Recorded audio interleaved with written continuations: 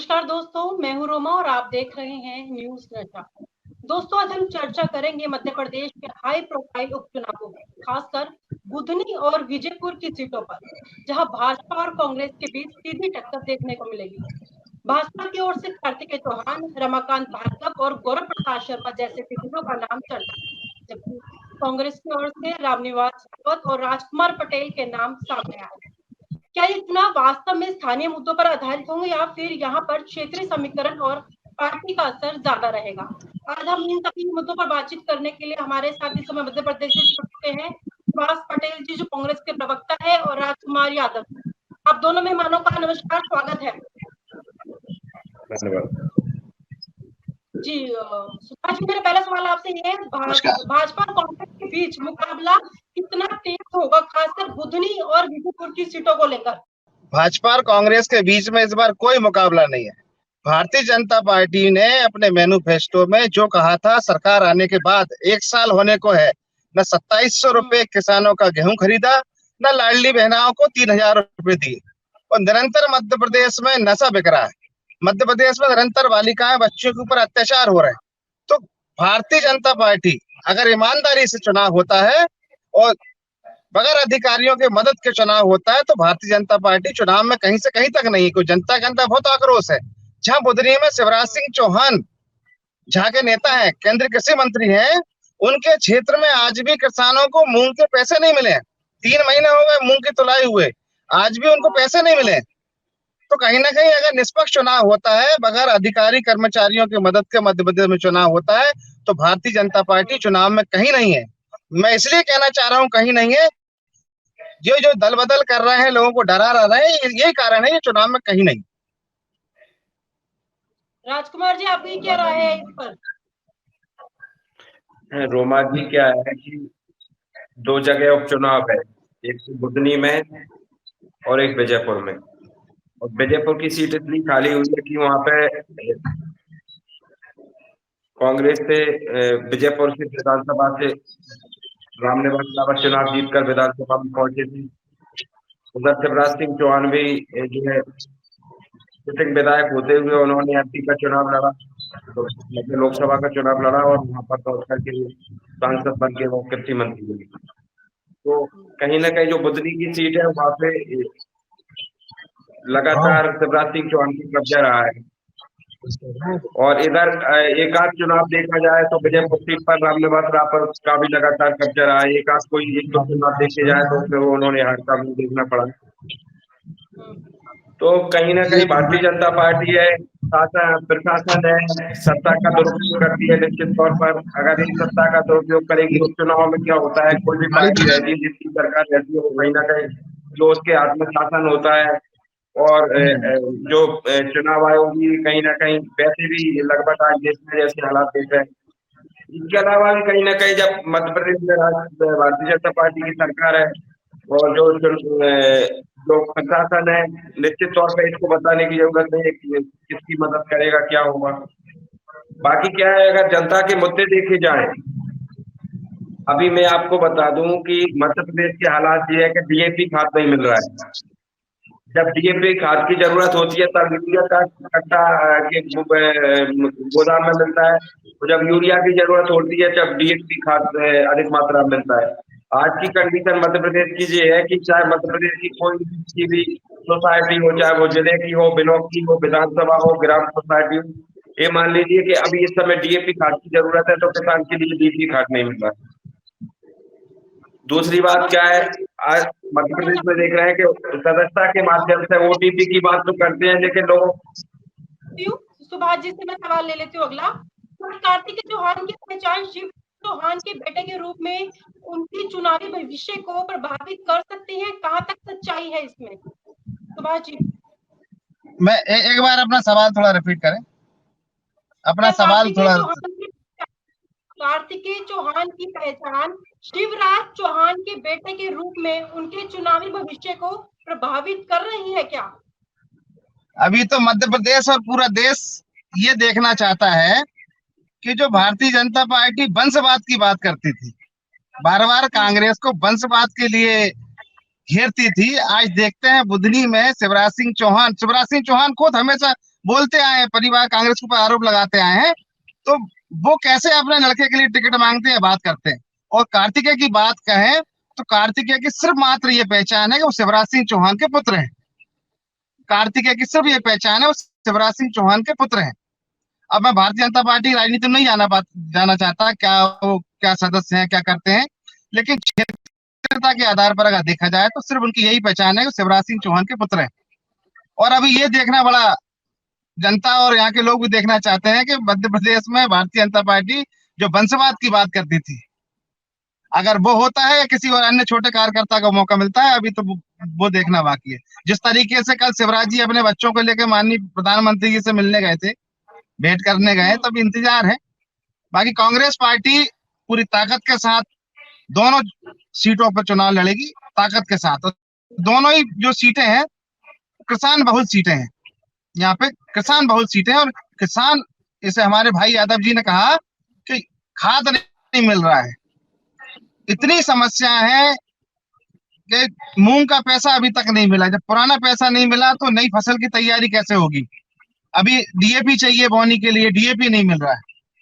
बिजली की समस्या है, कई जगह बारिश में कई जगह धान होती है, शिवराज सिंह के चौहान क्षेत्र में, बुधनी क्षेत्र में बड़ी धान होती है, तो बिजली के तार पे तार नहीं है, कहीं बिजली नहीं है, नई फसल, मतलब असीम परेशानियां हैं। तो इस बार इन सारी परेशानियों का जवाब बुधनी शिवराज जी को मिलने वाला है। वंशवाद को लेकर आपकी क्या राय है? अभी जैसे सुभाष पटेल जी ने बताया शिवराज जी की बात को लेकर, उनके बेटे को लेकर, तो आपकी क्या राय है इस पर? मेरा ये मानना है, मेरा व्यक्तिगत मानना है, मेरा व्यक्तिगत, मैं कांग्रेस पार्टी तरफ से नहीं, मैं अपनी एक व्यक्तिगत बात कहता हूँ। अगर व्यक्ति योग्य है, निश्चित रूप से राजनीति है, समाज सेवा, अगर व्यक्ति योग्य है, अगर जनता के बीच में है, जनता के बीच में वो काम कर रहा है, निरंतर काम करता चला आ रहा है और जनता उसको चाहती है, उसने काम किया है, सालों मेहनत की है, तो उसमें कोई वंशवाद नहीं है। अगर उसने काम किया है और हवाई बड़े का लड़का है, आया गाड़ी से घूमा, हेलीकॉप्टर से घूमा और जो उन्होंने सूसा किया और उन्होंने कहा ठीक है, तो वो तो गलत। अगर वो जनता के बीच में है, कोई भी हो। शिवराज जी लगातार बोलते हैं कि मैं राजनीति के माध्यम से एक मिशन चलाता हूँ और मिशन के माध्यम से हम लोग करने का काम करते हैं। ये बात मैं सुभाष पटेल जी की बात से सहमत हूँ पूर्णता कि एक तरफ जहाँ भारतीय जनता पार्टी जो है आरोप लगाती है कांग्रेस पार्टी पर, निश्चित तौर पर इस बात से मैं फिर से पुनः सहमति व्यक्त करता हूँ। दूसरी तरफ अमित शाह से लेकर के पूरा शिवराज सिंह चौहान और नरेंद्र मोदी को वंशवाद की बात करते हैं। दूसरी तरफ सबसे ज्यादा अगर वंशवाद चलता है तो भारतीय जनता पार्टी में चलता है, चाहे वो राजनाथ सिंह के लड़के को विधायक बनाना हो, चाहे वो अमित शाह के लड़के को बीसीसी का एक चीफ बनाना हो, और इधर शिवराज सिंह चौहान भी अपने बेटे के टिकट के लिए लगातार वो कर रहे हैं। तो इस तरह से कहीं ना कहीं दोहरा चरित्र का मापदंड, कोई विचारधारा अपनी क्लियर स्टैंड न करना भारतीय जनता पार्टी का, इस तरह की बात को जनता को समझना चाहिए। जब इस तरह की बातें नेता बोलती है तो जनता को फोकस करके और जनता को समझने की जरूरत है। दूसरी बात क्या है, भारतीय जनता पार्टी धन बल का प्रयोग करेगी, शासन बल का प्रयोग करेगी और मशीनों का प्रयोग करेगी। कई तरह की जो शासन भी उसी के पास है, पैसा भी उसी के पास है, ये सब चीजें हैं। लेकिन अगर किसान देखेगा कि आज खाद का कट्टा नहीं मिल रहा है, जो जरूरत की चीजें हैं वो उपलब्ध नहीं हो रही और जो जरूरत की चीजें अब लगातार बढ़ती जा रही है, तो जिसको देखते हुए लगातार किसान को समझने की जरूरत है। जी सुभाष जी, आप कांग्रेस के प्रवक्ता है, तो मेरा सवाल कांग्रेस को लेकर ही आपसे, कांग्रेस के पास विजयपुर में राम निवास रावत जैसे अनुभवी नेताओं का होना क्या उन्हें फायदा पहुंचा सकता है? इसके बारे में बताएं आप। राम निवास रावत को अनुभवी और बड़ा कांग्रेस ने बनाया था। वहां के जो कार्यकर्ता थे, कांग्रेस पार्टी के कार्यकर्ता थे, उन्होंने रात दिन मेहनत करके उनको बड़ा बनाया था। अब आज रामनिवास रावत जी तो हैं, लेकिन वो लोग उनके साथ नहीं है जिन्होंने रामनिवास रावत जी को बड़ा बनाया था। वो लोग उनके साथ नहीं है जो कांग्रेस को वोट देते थे। रामनिवास रावत जी इसलिए बड़े हो गए हैं कि वर्तमान में जो मध्य प्रदेश में सरकार है उसके साथ जाके बैठ गए, इसलिए बड़े दिख रहे हैं। रामनिवास रावत जी ने अपना पेट्रोल पंप बचा लिया, अपनी लीज रिव्यू करवा ली और अन्य अन्य काम करवा लिए। लड़के ने भोपाल में हॉस्पिटल खोल लिया, तो वो इसलिए बड़े हो गए। बाकी जो उनकी पहचान थी, जो उनकी जमीन थी, जिन्होंने उनको यहाँ तक पहुंचाया, वो लोग उनके साथ नहीं है। रामनिवास रावत जी ने उन लोगों का साथ छोड़ दिया। किस लिए? लड़के को भोपाल में हॉस्पिटल खोलना है, पेट्रोल पंप बचाना है, जमीन की लीज बचाना है और अन्य कई सारी चीजें। तो वो आर्थिक रूप से तो बड़े हो गए, लेकिन जनमानस की नजरों में छोटे हो गए, और ये परिणाम अभी आपको देखने को मिलेगा। सुभाष जी, मैं एक बात बताऊं, आर्थिक रूप से बड़ा होना जरूरी नहीं होता है। राजनीति में सामाजिक रूप से व्यक्ति को बड़ा होना चाहिए, क्योंकि तो जो आज जनता तय कर राजनीति देगी। जनसेवा के माध्यम है, राजनीति एक जनसेवा का माध्यम है। और यहाँ पर जो जनसेवा में बड़ा होता है, मैं उसको बड़ा मानता हूँ, ना कि जो धनबल में बड़ा होता है वो बड़ा मानता हूँ। लेकिन आज के जो नेताओं की जो प्रणाली बन गई है कि जनसेवा के माध्यम से मलाई के पद पर पहुंचना, और फिर मलाई के पद पहुंच करके धनबल का प्रयोग, पैसा कमाना, और फिर इसके बाद में एक अहंकार घमंड हो जाना कि नहीं, हमारे पास है पैसा है, हमसे चुनाव पैसे जीत जाएंगे। तो अगर इस तरह की कार्यप्रणाली ये रखे तो मुझे जनता से मैं अपील करूंगा कि ऐसे अहंकारी घमंडी लोगों को, जो आपकी जनसेवा की बात कर करके आपके दम पे अगर पैसा कमा लेते हैं और फिर इसके बाद लोग धनबल का दुरुपयोग करते हैं, ऐसे लोगों को कहीं ना कहीं जवाब देने का जनता काम करे। मैं आपकी चैनल के माध्यम से ये इसलिए बताना चाहता हूँ कि अगर ऐसे लोग अहंकार करेंगे और धनबल कमा लेंगे तो कहीं ना कहीं जनता में फिर कोई भी अच्छा व्यक्ति जनता में जनसेवा करने के लिए नहीं जाएगा। इसलिए कहीं ना कहीं एक संविधान के अंतर्गत एक अच्छा संदेश देने के लिए जो अहंकारी घमंडी लोग हैं और जो महंगाई करने वाले लोग हैं, जो अभी जरूरत पर, जिसलिए सरकार बनती है कि हमको जरूरत पे हमारी चीजें उपलब्ध हो सके। आज किसान कितना खाद से लेकर के सब चीजों के लिए भटक रहा है, तो ऐसे में सब जनता को जागरूक होने की बहुत ज्यादा जरूरत है। जी रोमा जी बता। सुभाष जी, मेरा अगला सवाल आपसे ये है, इस बार चुनावों में नए चेहरों को मौका दिया जाएगा या फिर पुराने चेहरों पर ही भरोसा करके उन्हें दोबारा टिकट दी जाएगी? वहां का माहौल क्या बता रहा है इस समय? हमारे प्रदेश अध्यक्ष माननीय जीतू पटवारी जी निरंतर, और दिल्ली भी, और हमारे प्रभारी जी निरंतर इन सब चीजों पे बहुत बारीकी से ध्यान लगाए हुए हैं।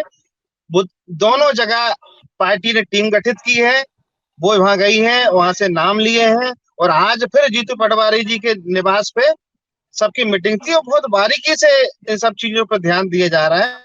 और कांग्रेस पार्टी का ये सोचना है कि जो जो जमीनी व्यक्ति है, जो पार्टी ने पर्यवेक्षकों की टीम बनाई है, और पर्यवेक्षक वहां ब्लॉक स्तर पर, मंडलम स्तर पर जाके मीटिंग ले रहे हैं और जनता से, कांग्रेस कार्यकर्ताओं से नाम और सुझाव ले रहे हैं। उन सब नाम और सुझाव के माध्यम से ही वहीं लोकल से एक ईमानदार और मेहनती, कांग्रेस को समझने वाला और संविधान को समझने वाले व्यक्ति को ही टिकट मिलेगा। टिकट के लिए किसी प्रकार की कोई दोनों जगह कोई घमासान नहीं है। घमासान तो बीजेपी मची हुई है। ओके, क्या कांग्रेस के द्वारा लगाए गए आरोप जैसे कि भाजपा का प्रशासनिक दुरुपयोग जनता में कितनी गूंज पैदा कर सकता है? किस तरीके के जो आरोप लगा रही है कांग्रेस द्वारा बीजेपी पे, जो आरोप लगाए गए हैं, इसमें कितनी सच्चाई है? मध्य प्रदेश का जन जन जानता है, और मैडम आप भी जानते हैं कि क्या होता है। मैं आपको लोकसभा का चुनाव की बताता हूँ। मैं भी एक गांव से आता हूँ, एक पोलिंग पे मैं भी वोट डालता हूँ, मैं भी कांग्रेस का वर्कर हूँ, काम करता हूँ। आंगनवाड़ी कार्यकर्ता, पोलिंग के शिक्षक, सहायक, चौकीदार, जो नीचे स्तर के कर्मचारी हैं, उन सब पे इनका पूरा प्रशासनिक लोग, एसडीएम से लेके कलेक्टर से लेके एसपी, टीआई, ये सब लोग अपने हिसाब से वहां नियुक्त कर लेते हैं। वो नीचे का जो अमला होता है उससे फिर ये लोग दबाव डलवाते हैं। आंगनवाड़ी कार्यकर्ता और अन्य जो छोटे छोटे जो सहायिका और जो अन्य कर्मचारी होते हैं, वो गांव गांव घर घर जाते हैं। आपको लाडली बहना के पैसे नहीं मिलेंगे, आपका आयुष्मान का कार्ड कट जाएगा, आपका ये हो जाएगा, आपको वो करना पड़ेगा, ये करना पड़ेगा, तो ऐसे करके आपको पेंशन नहीं मिलेगी। ऐसे करके ये लोगों को दबाव डलवा के और वोट को, ये लोग चुनाव को प्रभावित करते हैं, और ये सबको पता है प्रभावित करते हैं। इस बार कांग्रेस ने ये नीति बनाई है, रणनीति बनाई है, और कल हमारे नेता जीतू पटवारी जी ने भरे मन से बोला कि किसी भी अधिकारी कर्मचारी ने भारतीय जनता पार्टी का कार्यकर्ता बनने की कोशिश की तो भैया भूल जाएगा, आचार संहिता लगी है या कुछ भी है, उसको भरे चुनाव में ठीक कर दूंगा। ये हमारे नेता प्रदेश अध्यक्ष जीतू पटवारी ने कहा, और हम भी ये कहते हैं, किसी भी प्रकार से प्रशासन ने कानून का दुरुपयोग किया, संविधान में जो अधिकार दिए गए हैं उसका दुरुपयोग किया, तो हम कांग्रेस के कार्यकर्ता जेल जाने से किसी बात से डरने वाले नहीं है। उसका फैसला वहीं होगा, इस बार के क्योंकि हम चुनावों में गांधी को मानते हैं तो समाज को भी मानते हैं। इस बार के चुनावों में कांग्रेस पार्टी किन मुद्दों को लेकर चुनाव लड़ने वाली है? एमपी में कौन से बेसिक मुद्दे होंगे? कांग्रेस पार्टी हमेशा जनता से जुड़े हुए मुद्दों पे बात करती आई है और बात करती आएगी। जैसे कि इन्होंने बोला था 2700 रुपए कुंटल हम गेहूं खरीदेंगे, अभी माननीय प्रधानमंत्री ने बड़े जोर शोर से 150 रुपए बढ़ा दिए, तो हम ये कहेंगे कि भाई 2700 ही खरीद लो आप, ठीक है। जिस तरीके से मध्य प्रदेश में खुद भारतीय जनता पार्टी के विधायक, पूर्व मंत्री कह रहे हैं गली गली नशा बिक रहा है, लोग बेटियां तो छोड़ो, बेटे सुरक्षित नहीं। हम सुरक्षा की बात करेंगे, हम बात करेंगे किसान को उसकी मेहनत का उचित दाम मिले, महिलाओं को, बच्चों को सम्मान मिले। और जिस तरह मध्य प्रदेश में शिक्षा महंगी हो गई है, शिक्षा माफिया सक्रिय हो गया मध्य प्रदेश में, भूमाफिया अपनी जगह शिक्षा माफिया सक्रिय हो गया। शिक्षा जितनी महंगी हो गई है, गरीब बच्चा पढ़ने में सक्षम नहीं बचा, उसके माँ बाप उसकी फीस देने में सक्षम नहीं बचे। मैडम, मैं गांव से आता हूँ, अभी दीपावली आने वाली है, बाजार में रौनक नहीं, लोगों के पास पैसे नहीं है, आर्थिक स्थिति इस देश की, प्रदेश की और गांव के लोगों की, गरीब की बहुत खराब है। तो हम जनता के जुड़े हुए मुद्दों पे बात करेंगे और जो चीजें हैं उसको लेकर हम जनता के बीच में जाएंगे। तो जनता समझ रही है, बस कहीं ना कहीं डर है। इन लोगों ने पैसे के दम पे, सत्ता के दम पे कहीं ना कहीं डर का माहौल बना कर रखा है और जनता समझ रही है। इस बार वो डर खत्म करेगी।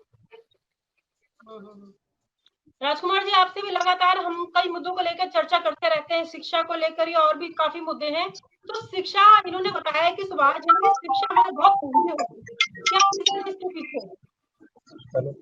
कई प्रोग्राम में हमारी शिक्षा को लेकर के बात हुई है, जिस तरह की जो सुभाष पटेल जी ने बात रखी है, इस तरह की बात हम कई बार शिक्षा की बात हमारे चैनल पे रख चुके हैं।